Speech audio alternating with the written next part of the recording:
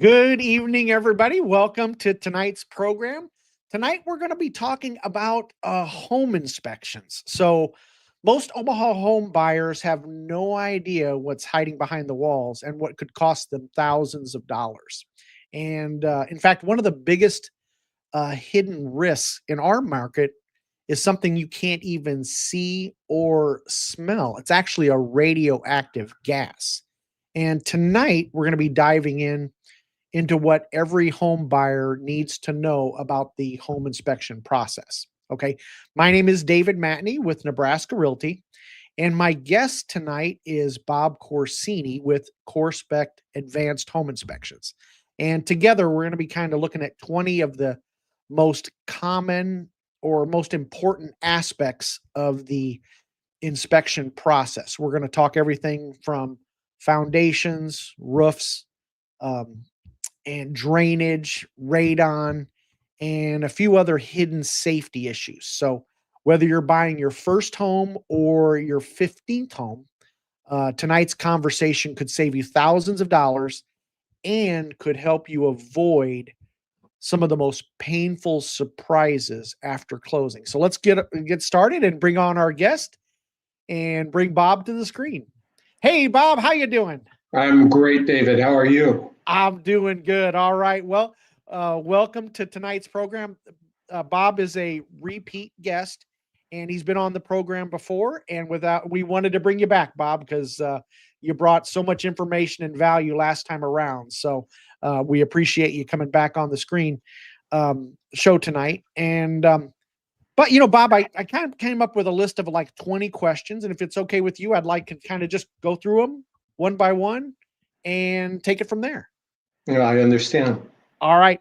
Um, Bob, to start with, what do you think is the number one issue that surprises home buyers the most in our market? You know, um, there's a number of different things that can be a surprise in purchasing a house. I think buyers are very surprised at the amount of maintenance that an existing home needs. And some of them don't realize the budget at the current costs of what that can entail. Something simplistic, if you're not very handy, will cost a fortune to call a contractor every time you turn around. So, whether you have family, friends that are handy, you're going to learn to be. I tell people that all the time. If you're buying a house and it's an older home and you're not handy, you're going to learn to be. Right. So those costs can add up very quickly. Yeah, that's a great point, and that's something that I remember my very first home myself. You really don't take that into an account.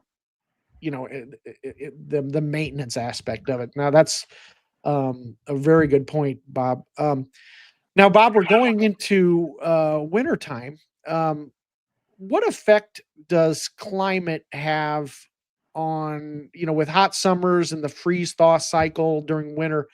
How does that affect the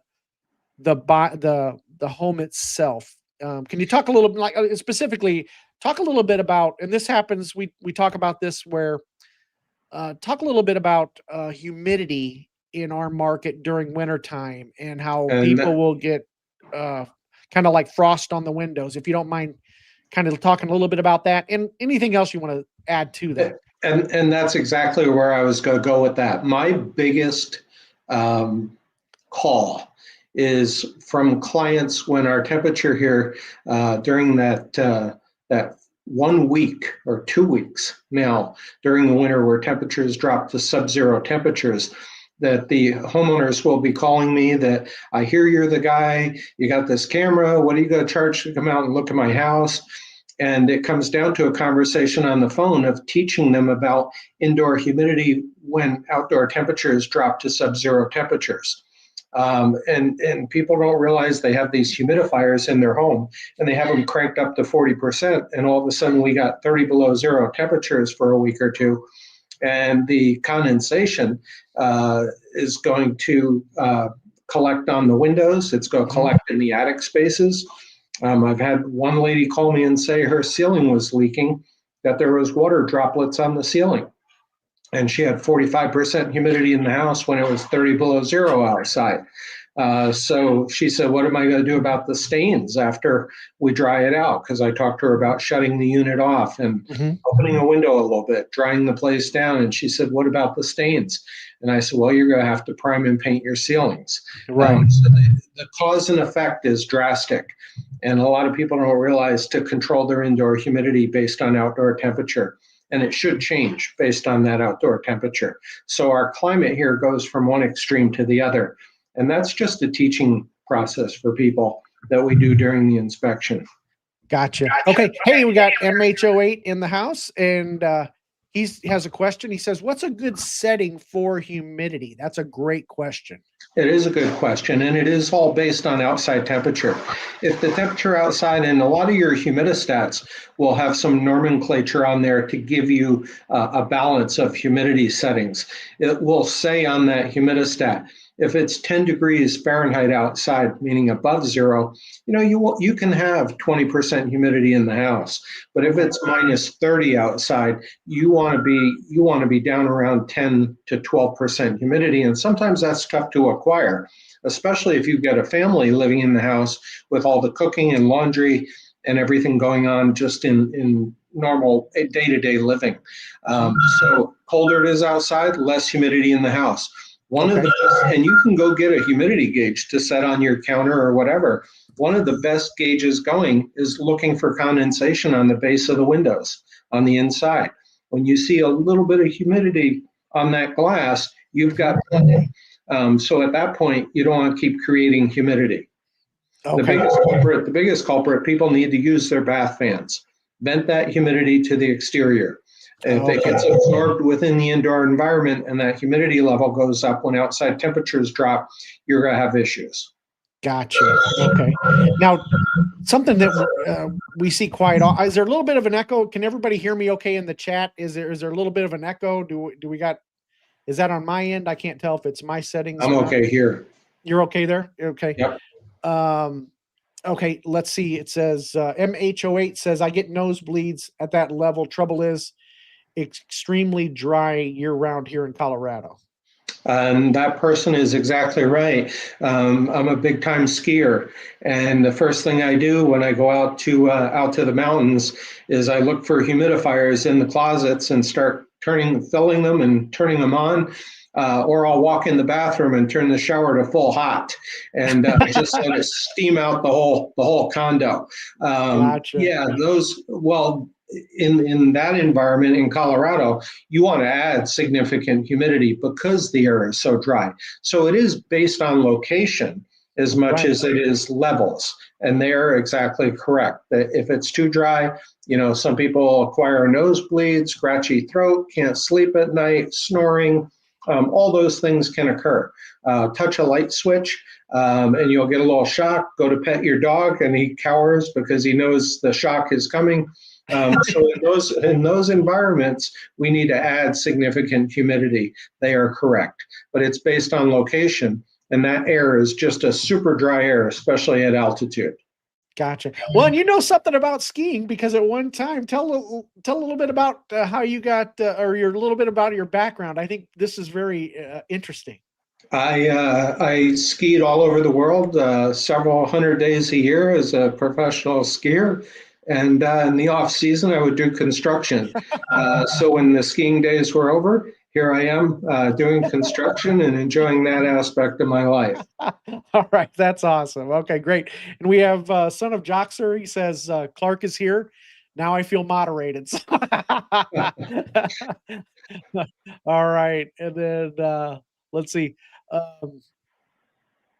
it's okay. Clark says. Let's see.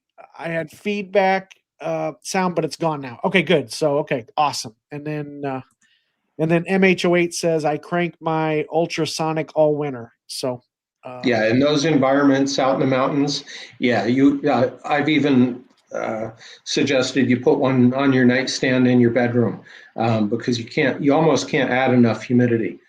We deal with this, we deal with that at the higher altitudes. Okay. Now, Bob, what do you think has changed in the home inspection world over the past few years that buyers should know? You know, a lot of the inspection services have become a little more advanced. I created a state-of-the-art business from the ground up. It's not a national franchise. It's mine. I bought it. I didn't buy it, I should say. I trademarked it and put six different trademarks, I believe, on the name. And I'm using things that the other inspectors don't. Not only is it an extensive background, but I'm using a $20,000 thermal camera to look through walls, look for moisture, water infiltration, insulation deficiencies. Most inspectors don't climb a roof anymore. I will climb a roof if I can. And I joke that I'll climb it if it's a walkable pitch and a survivable fall. But that is being sarcastic. But I have a $5,000 drone with a 20 megapixel camera. I'll get to any roof. So there's technology that can be employed with your inspection service along with an extensive background. And I think the home inspection business has come a long way. Sometimes people's expectations are a little more than they should be.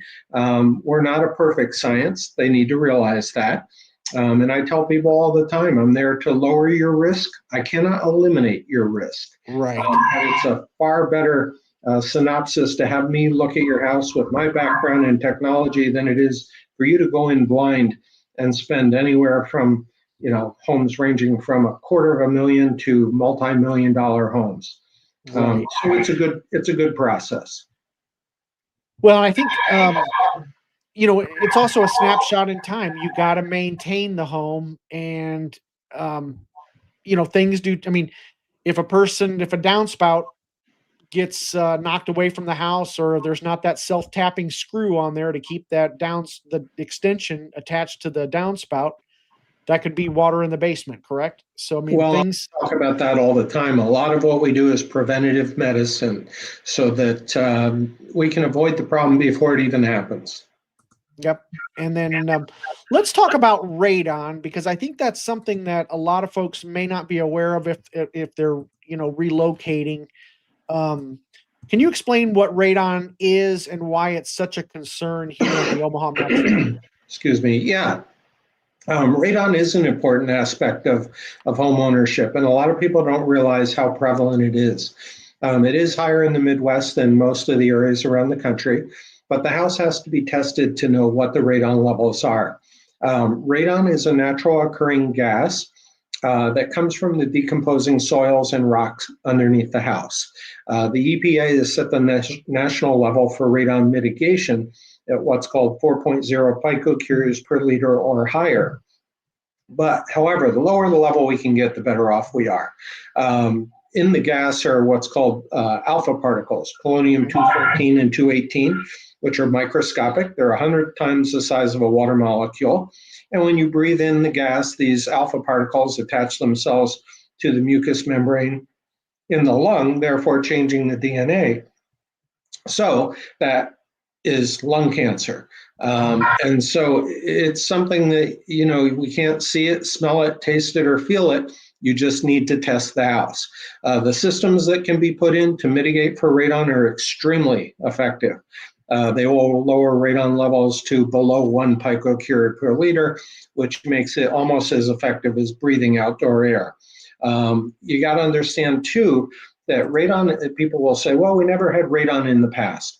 You have to understand that in the 80s, we started to tighten what's called the building envelope and make the homes very much more energy efficient. We have thermal windows. We have 2x6 walls. We have a piece of plastic under the drywall called a vapor barrier. We're living in a plastic bag.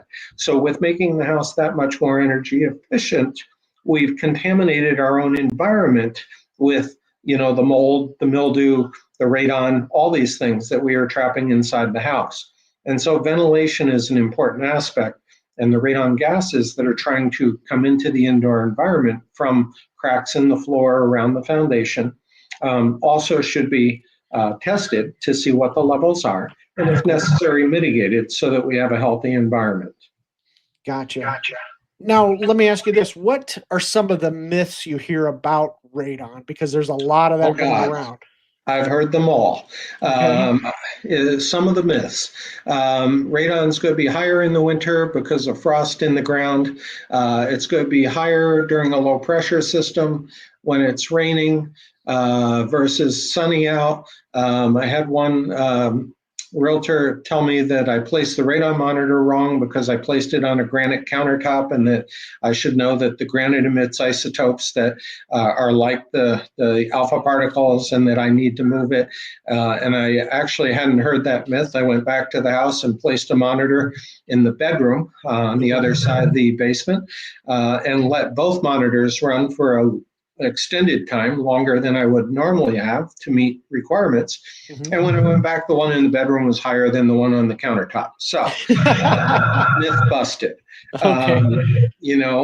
I think we laugh, and I've told you this, and I told you that just as a sense of humor, I had a listing agent call me and tell me I needed to retest because it was raining for the 3 days that the test was running, and I should know that the levels would be higher because of the low pressure system, which is not the case from a science standpoint.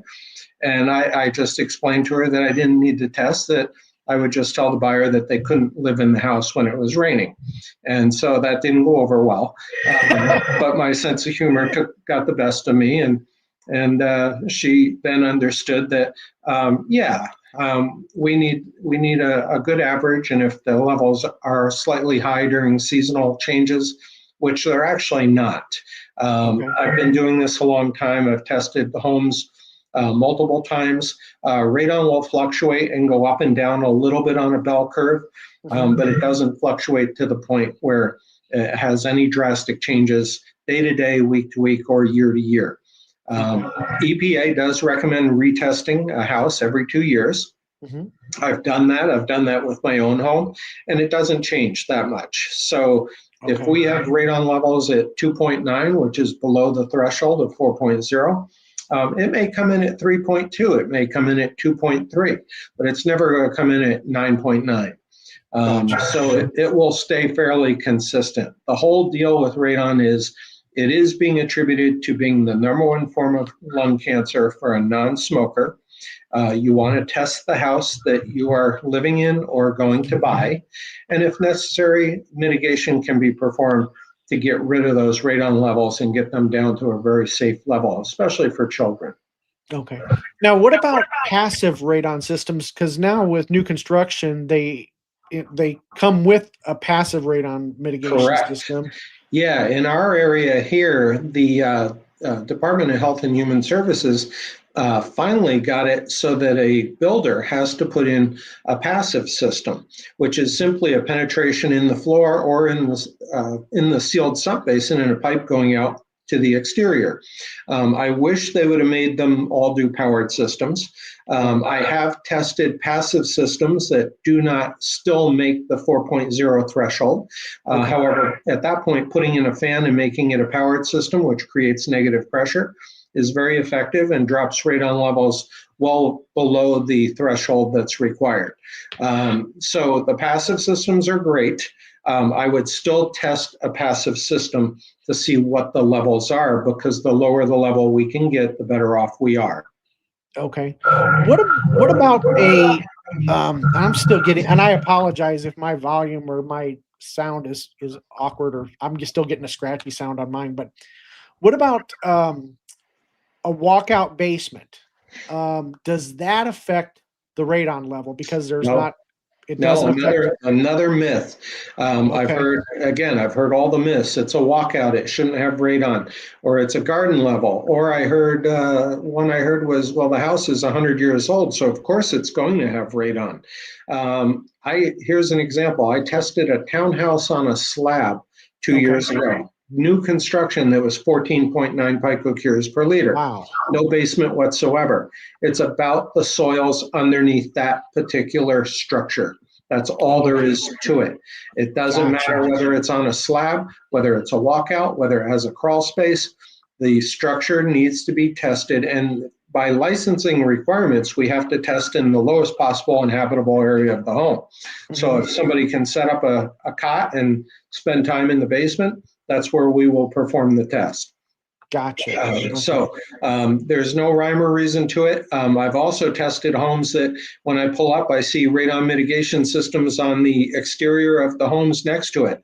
And then I test the home I'm inspecting and it tests low. So homes right next door have no bearing on the radon levels on your particular home. It's about the soils underneath your particular home. And that's all there is to it. And I've been doing this for 20 years. Okay, because I've heard that as well. As I've heard the other one was whether it's a poured foundation or whether it's cinder block or brick. Nope, has no bearing. No bearing. Nothing. Okay, it's all about the soils. Now, Yep. in terms of soils around town, is there a big variance between some, let's say, like Bellevue versus Good question. like So based on the area and the testing I've done, when I get up into the northwest area, up around West Shores, the lake up there, I don't think I have found a radon level that's high since I've been testing up there for 10 years. Now, as I get down towards Gretna, Bellevue, and especially down into Plattsmouth, the levels are much higher. So those areas seem to be a lot more prevalent with the radon due to the types of soils that are in that area. So yes, I've seen areas being higher than others geographically, even in our area. Okay. Now, what about folks that want to do the do-it-yourself radon test kits? Have you any experience with those? What's the reliability? Okay, so the do-it-yourself kit you can buy at a home improvement store. It's a charcoal activated kit. You mark down, excuse me, you buy the kit. When you open it, you mark down the date and time that you opened it. The nice part about those kits is you can leave them for a longer period of time. And we can get a 90-day, a 3-month synopsis of our radon levels. And then when you close them, you mark down the date and the time you closed them. You ship them off to the lab, and they will send you a printout of the results. Now, as the homeowner doing that, they are very effective. And like the Mythbusters, I've placed those kits next to my monitors, and my monitors are $1,000 a piece to do this testing. They come out right on the money. I've paid the lab to find out if those things are right on the money with my monitors, which I'm required to send my monitor out to Florida for calibration every year at a significant expense. So there's a science to this, and there's requirements with the Department of Health and Human Services. But I will tell you, the only thing about those kits, and the reason we cannot use those in a real estate transaction, is because those can be fudged in a real estate transaction, meaning the homeowner can pick up those kits and put them outside for 3 days, and bring them back in before I come to pick them up. Whereas my monitors, if you unplug it, I know. If you move it, I know. If you open a window, I know. I can tell by the readings whether you've tried to fudge my radon test. And I've had it happen, trust me. So at that point, we don't give them another try. I usually tell the realtor to escrow for the amount of a radon mitigation system with another company. And we'll do another test after the seller is out of the house, just to keep things fair and honest. But those kits are awesome. They are right on the money. And if you're a homeowner that wants to do your own personal test, you're not going to fudge your own results, okay? And those kits work very, very well. Now, I will tell you, by the time you get done with buying the kit, sending it off to the lab, you got the same $125 involved as me coming and placing a $1,000 monitor and doing a test and doing a printout for you. But that's up to the homeowner. Let's see here. Living in Omaha, Dave, do you have sound coming out of a speaker? I might. I'm going to try something really risky right here. I am going to. I could. I hope I don't. Let's see here. Let me look at my audio here.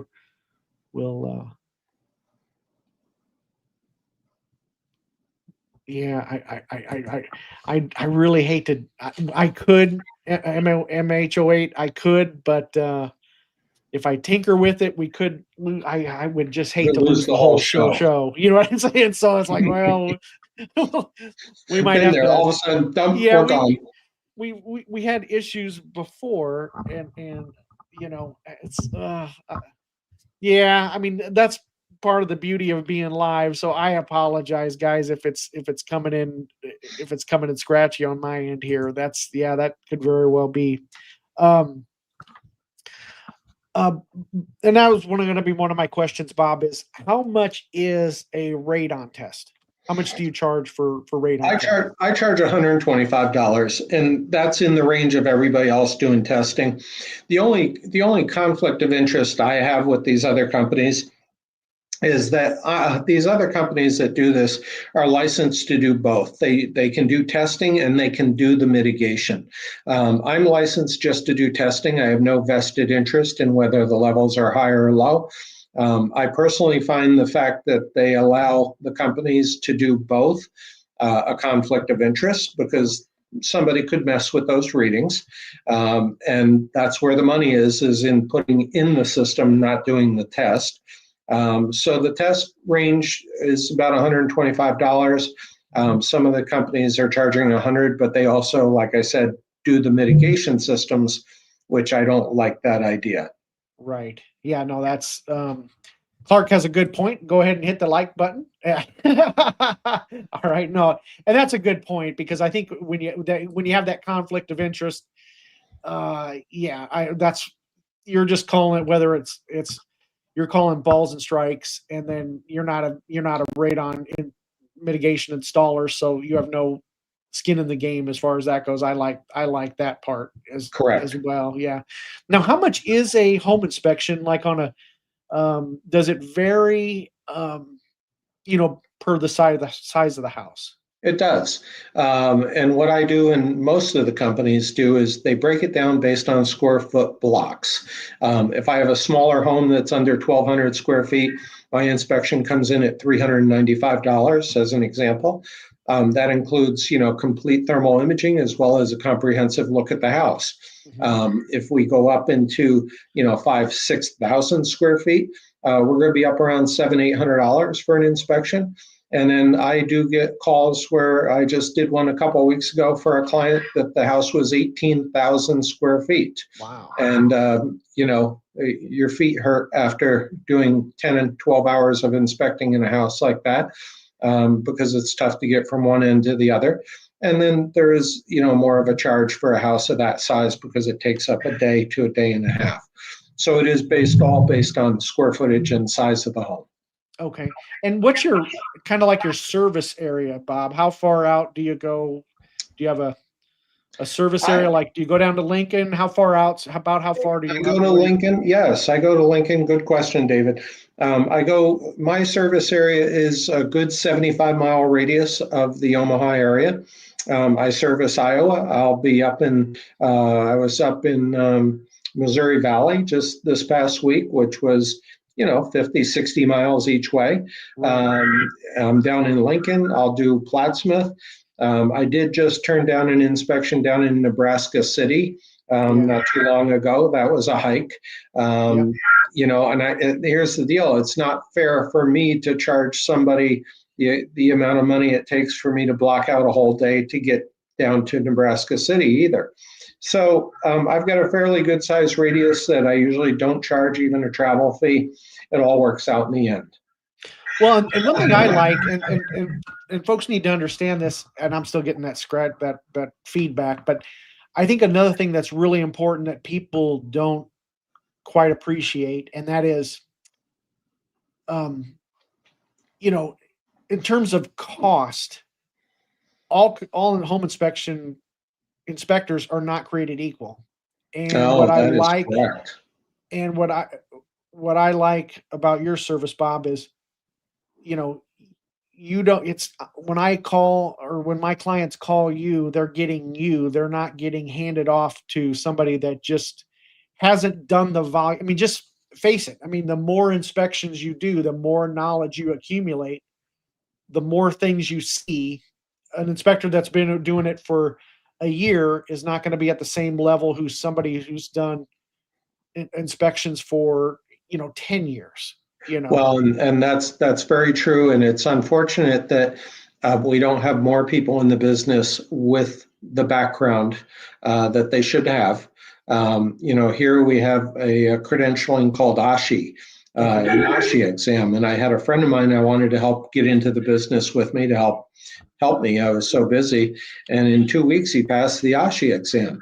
But he's doing inspections with me, and he was missing so many things that I said, you know what, we can't continue. You're going to ruin my business. You're going to ruin my clientele.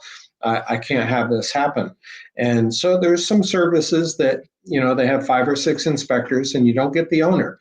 You get the 23-year-old kid that passed the ASHI exam.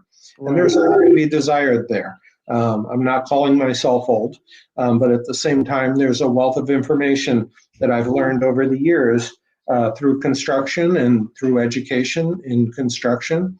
The home, this is a building science, okay, when it comes to construction. There's a building science to this, and everything means something.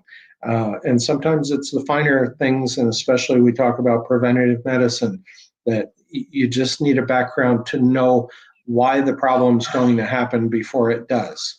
Mm-hmm. No, that's a good point. And then in terms of what's kind of the most common structural issue you'll see in like some of the Omaha's older neighborhoods, what's some of the more common things you see on structurally? Well, a lot of it has to be balanced based on the age of the house. I'll have foundations that have some cracks in them and some movement, but if the house is 100 years old and the foundation hasn't moved in the last 20 years, it's not going anywhere. Okay. So sometimes I'll call in a foundation, and as the gatekeeper, I'll recommend a foundation professional look at the foundation. One, just to give it a stamp of approval from an engineered standpoint. Or sometimes it's quite obvious that we need some work done on the foundation. So we do run into some foundation issues, and a lot of that is based on our climate again, where we will saturate the soils in late fall and December with moisture. And if they have a high clay content to them and then they freeze, we get what's called expansive soil effects. And it will push on the walls, it will bow the wall, it will crack the wall. And so we can fix anything with time and money. Sometimes those are a little bit pricey. Right. Now, how do you determine whether a foundation crack is normal or if it's a red flag? Is there any telltale signs with that? Yeah, there are certain things with poured walls. We're looking for the crack to be wider than the size of a quarter on edge. Okay. In a masonry block wall, we're looking for more expansive soil issues or uneven mortar joints where there's been some settling and the mortar joints don't line up anymore with each other. They'll be separated. So there'll be indications of movement, and that all comes with experience in being in the business as to what's a red flag, what's not a problem, what's not a concern. Sometimes, any problems that have been created and been self-induced by somebody not cleaning gutters and downspouts and having extensions on and letting the water accumulate around the foundation. So, some of those should have been addressed a while ago, but we can take care of all these things with a good education with the inspection. Gotcha. Now, talk a little bit about basement seepage and what and you kind of hinted about this already in terms of how important drainage is. And so your older homes will not have the proverbial tile drain system with the sump basin and the pump. And what happens is a lot of these basements were never expected to be finished. They were the old root cellar, they were storage, and now people want to finish them into livable spaces. Well, when we get enough rain, whether it be the water table rising up beneath the floor or the hydrostatic pressure from the other side of the walls, we get some seepage into these areas and some dampness. Well, that's okay, and that's expected unless you think you're going to finish that basement. We cannot trap moisture in the wall system. If the basement's not to be finished, a lot of times we can manage it with a good-sized dehumidifier and just keep it dry. But if there's any expectations of finishing that basement, and that's part of my conversation with people, then we need to be proactive, and we need to have a company come in and cut the perimeter of the floor in the basement. They put in a tile drain, they put in a sump basin and a pump, put up a vapor barrier on the walls, and now you can finish the basement. And I tell people quite often, consider that part of the expense of finishing the basement. And those expenses can run anywhere from $8,000 to $15,000, $18,000 for that drain system. But it is a worthwhile investment to do it ahead of time, because quite often, and we've been through this too, David, where I'll go see an older home that the guy is flipping it, and he finished the lower level with no regard for the hydrostatic pressure. And I got carpet down there, I got drywalled walls, and I got a water issue that the thermal camera shows up. And now we got a bigger problem and more expense. Gotcha. Now, talking about flips, is there anything that stands out to you that you can tell, like when a flip is done right versus when it's not done right? Is there anything that kind of jumps out at you that says, the telltale sign is usually electrical. Okay, we go and we can spot homeowner inspired electrical work in a heartbeat. Okay. You know, I'm not the licensed electrician. I don't have my electrical license, but if I'm going to do an electrical project, you won't know the difference between me and the licensed electrician. I'm looking to see if wires are stapled within 4 to 6 inches of boxes. I'm looking that grounds are connected. I'm opening the panel. I'm looking to see if things are double tapped. Loose wires stapled to the bottom of joists running across the basement instead of drilling holes in the joists and running the wires through. Open junction boxes that somebody didn't take the time to put a darn cover plate on. There's all kinds of signs that the electrical job was performed by a homeowner, handyman, or somebody that does not have their electrical license. And so that's a flag that I'll throw up and call for a licensed electrician to come in and clean things up quite often. Gotcha. Okay, Son of Joxer says, I had basement seepage for a few years in the 2010s, but it hasn't happened in nearly a decade now. But it's why I own a wet vac. Yep. Yeah, they do. They do come in handy. You know, and you never know when it's going to happen again. If it happened once, it's probably going to happen again. And I tell people all the time, you know, it may not happen until it's raining for 40 days and 40 nights and the neighbors are building an ark. And at that point, we're all in trouble. Right. But at the same time, you know, if it's an unfinished basement, the shop vac works very well. That and the dehumidifier and game on. Don't put in a tile drain system. But if you're experiencing water and you have a finished basement, then we raise the risk of a mildew/mold issue trapped in that wall system, which is not a healthy environment. Bob, let me ask you this: this kind of I wanted to get your kind of take on this, and this would be when you pull up to a house. If you're pulling up to a house and you're evaluating that house just from a visual standpoint, not necessarily, from as an inspector, but I pull up to a house and then and it's like you give it that first initial assessment. What are you looking for in that 5-minute evaluation of the house? What things jump out? I want to see if your list matches my list. It's funny because I do this all the time and I tell people I know what I'm getting into when I back in the driveway and get out of the truck. Are things manicured? Are things taken care of?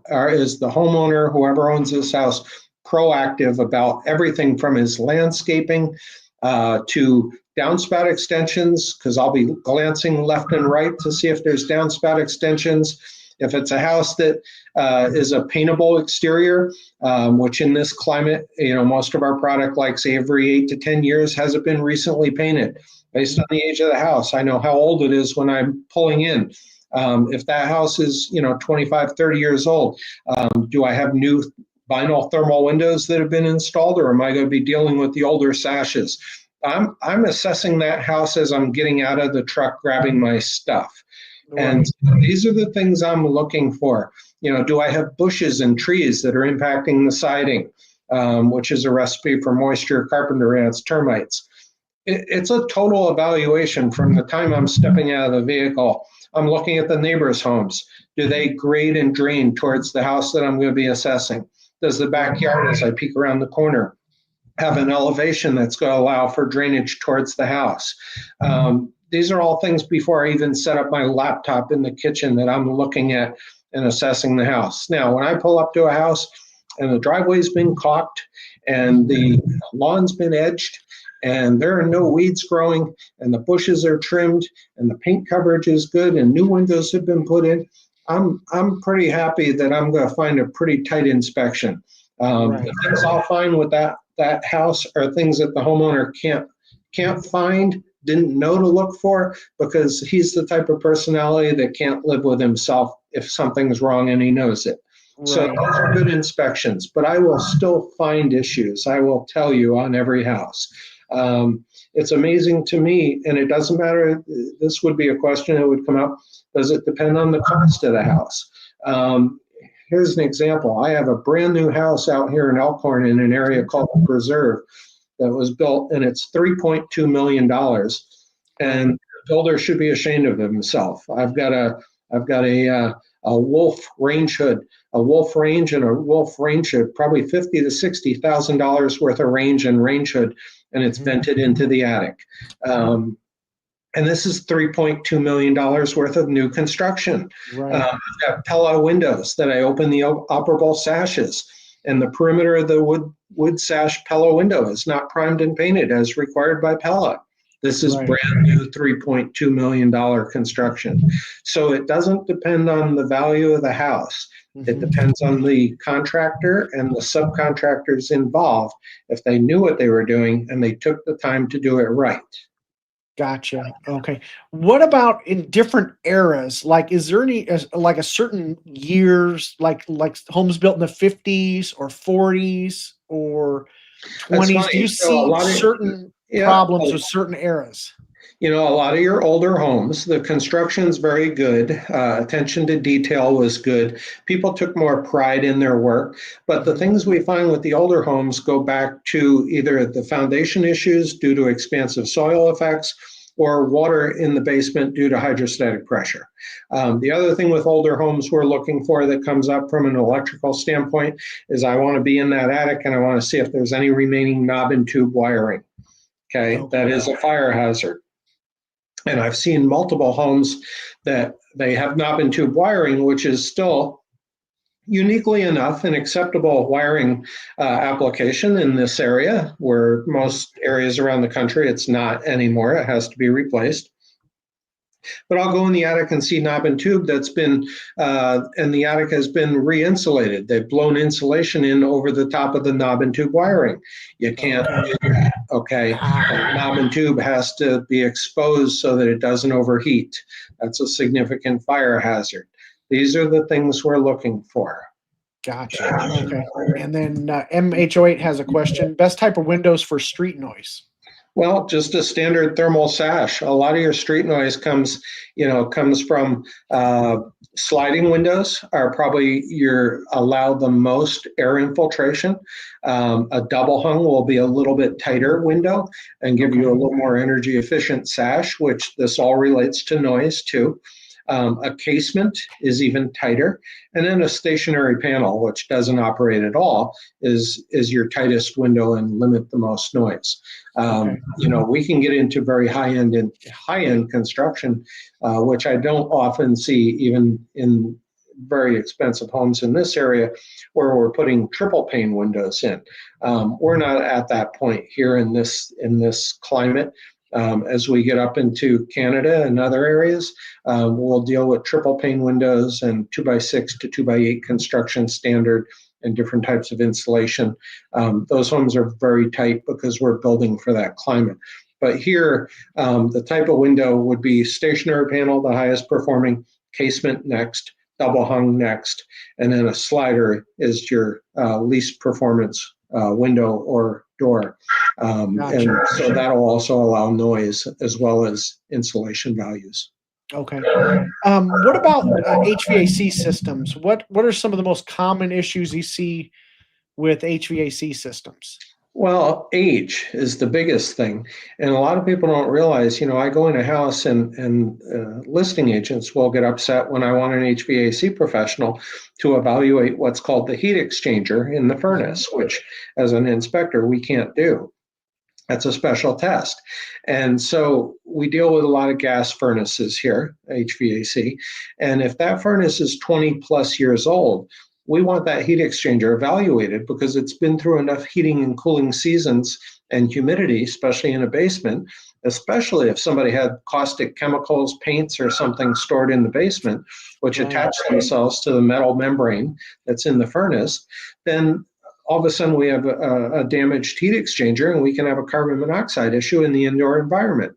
So a lot of people don't realize that these things don't have a lifetime, existence. A furnace that's 20, 25 years old, yeah, you need a budget for a new one. And if it's not a high efficiency unit, meaning it's an 80% unit with a standard flue, then we can go to a high efficiency unit, which should be up around 90 to 95% efficient, and start saving some money at the same time and keep the family safe.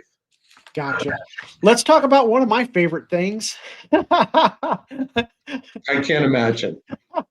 Not one of my favorite things, but let's talk about sewer scopes and the importance of a sewer scope inspection. That's not your area of expertise, but you do recommend it. I recommend them a lot, okay? And here's the deal. Nobody can see through that pipe except the plumber with that camera. And there are certain things I call flags, okay? And I look at it from a risk level standpoint. And don't get me wrong, and I just saw something pop up that they said their furnace is 40 years old. I would be budgeting for a new furnace as soon as possible at 40 years old. It might be working well. I would not even have somebody look at the heat exchanger. I would put a new furnace in there as soon as I could with that family in that house at 40 years old. So anyway, thank you for that comment, MH08. But getting back to the sewer scopes, I'm looking at flags. You talked about, pulling up to the house. I just had one this morning. I pulled up to the house, and there was a great big deciduous tree in the front yard that the roots equal the size of the tree. And this tree was 75 years old. And the first thing I thought was, okay, how old is my house? And the house was 36 years old, and it had ABS inside going to cast iron. Well, darn well I'm going to recommend a sewer scope because of that tree, because of the age of the house, and because of that cast iron pipe hub starting at the floor, even though it was ABS down to it, plastic down to the hub, but there was cast iron going from the house out to the street. I want to know if there's roots in there. Okay, maybe no big deal. Maybe it just needs to be jetted for $400. But if we need a backhoe at $15,000 to $20,000, I want to know that. I want to protect the homeowner. Yeah, and here's the other thing that I've learned through that process, and that is, there might not be a tree in that front yard, but there was a tree. Correct. 10 years ago. And so sometimes people thinks I'm okay. There's no tree in the front yard. And lo and behold, it's like, wow. Yep. And I've had this happen a number of times where you have an older couple in that house and maybe they have no issues with the sewer backing up, but that older couple didn't use as much water. Then they sell the house and a young couple moves in and with a couple of kids, and they go through a lot more laundry and a lot more water. And sure enough, 2 weeks after closing, they get sewer backup. I just had one that the house was 46 years old, and due to the amount of usage, meaning a lot of water over the years, must have been a big family living in the house. Water is corrosive, and people don't realize that. And we called for a sewer scope, and the plumber was there. The realtor scheduled it while I was at the house and put the camera down through there, and he goes, "You got to see this." And the cast iron pipe at the bottom of the pipe, was worn down to the mud. It was worn through from the water. Okay, now the system was working great. Okay, it was not backing up, but that pipe was worn out to the dirt. And that was due to combination of age, cast iron pipe, corrosiveness of the water running through there, and the volume. And so that pipe was shot. And so they put together a bid they were even going to cut the floor to get into the utility room and replace it from the utility room out to the street. And so that was a big bill, and I don't know how that worked out. I hope it did, but we need to know these things. So sewer scopes are more, I recommend them more times than I think. And you could even have issues with new construction if the pipe wasn't bedded in sand correctly and the elevation wasn't right. I mean, there's all kinds of things that go on with the building science. Yeah, it really is. I've learned a lot just from watching you do the one thing I really like, Bob, is when you do your inspections, the half hour, 45 minutes to an hour you spend with the client educating them on the home and going through some of those things that people just aren't getting that education. I mean, I got that education from my dad in the fact that if I didn't connect a downspout, if I mowed the yard and didn't connect a downspout, You were in a lot of honestly, trouble. that was a capital offense. I mean, Yeah, you were in a lot of trouble. And he never really explained it. I mean, he just was yelling about it. Yeah, Like, he didn't explain it. He just yelled at you. I get it. But I'm like, why on earth does he, but he would lose his mind. One generation ago, it was painful to make a mistake.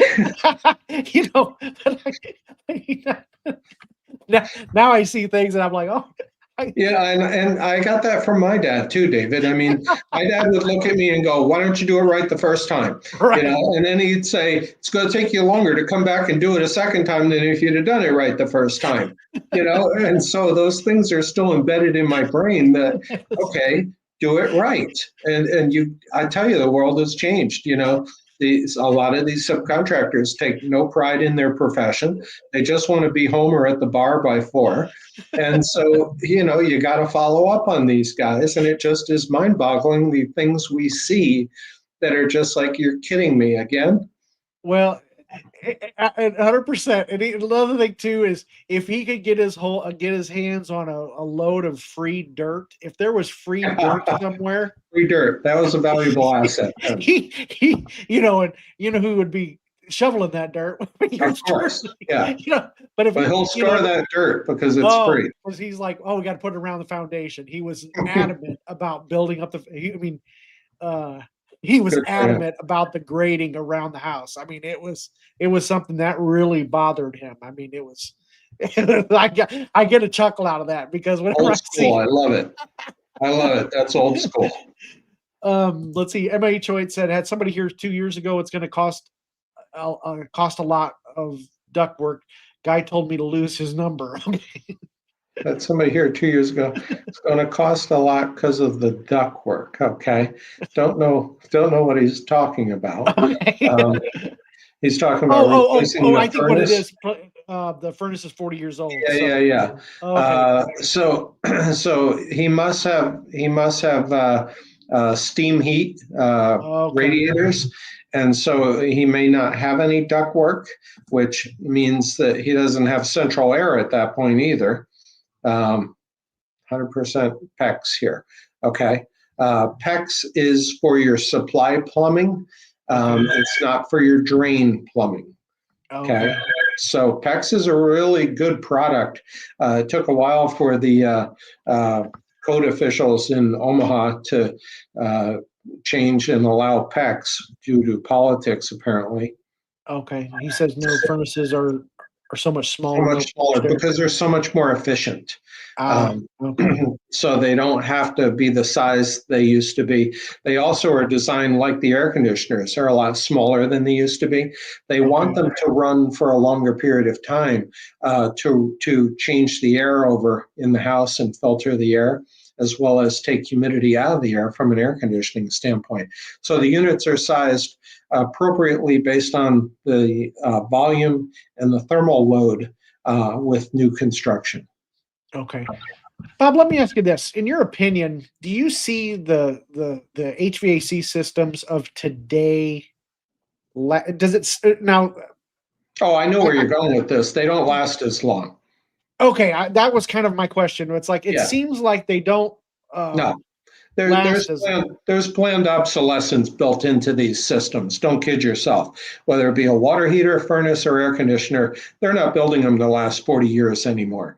They're building them for a 20-year period. That's it. They want you buying a new one. That's all there is to it. They could build this stuff to last a lot longer. They're not. And so that's something you have to take into account, that these systems need to be upgraded and replaced over time, depending on what it is. No, I And think the that's average life of a water heater now is probably anywhere from 15 to 18 years. And so I'll go in a house and find a 40-year-old water heater that's working like a champ yet.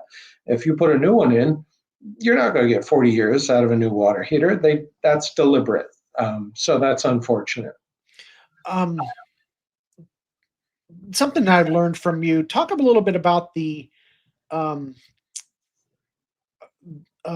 smoke detectors, how the yellowing of the smoke detectors. I did not know that until you taught me that, and I'm like, that's really, I didn't even realize that. The plastic on the smoke detector, people will walk in a house and go, oh, somebody must smoke here, or it's the ultraviolet light. No, the plastic yellows deliberately to let you know that the thing is aging. And the recommendation, it's not a requirement. Watch that difference. The recommendation is that you replace your smoke detectors at 10 years old or older. And it's due to the sensor that's in there that detects the particulate matter in the smoke deteriorates over time. And you can put your finger on the function button, they might go off. That does not mean they're going to work in a fire. And so I'll quite often look at a smoke detector and I'll look at the age of the house and go, yep, they're original. You need new ones. And then with a little bit older homes, and I'm talking up even as much as 15, 20 years ago, we didn't have any smoke detectors in bedrooms. They only had them in the hallway. And I'll make the recommendation to install now a combination smoke and carbon monoxide detector in every bedroom to protect the inhabitants of that house. Okay. Any last pieces of advice that you would give a home buyer buying in today's market? Any words of wisdom that if that we haven't covered, that you think something that is important that buyers know in today's well, environment? I always say we can fix anything with time and money. Okay. It's just, what is it that's going on? What do we need to do and how much it's going to cost? So nothing really scares me. But from a buyer's perspective, it's not like the old days when I was buying houses in my 20s where I walked into the closing, signed my name and left with a check for 30 grand to put into the house. Those days are over. So right up front, you want to look at the age of the furnace, age of the air conditioner, age of the water heater, age of the roof. These are all things that most realtors should be able to help you with upon an initial look at the house. Okay.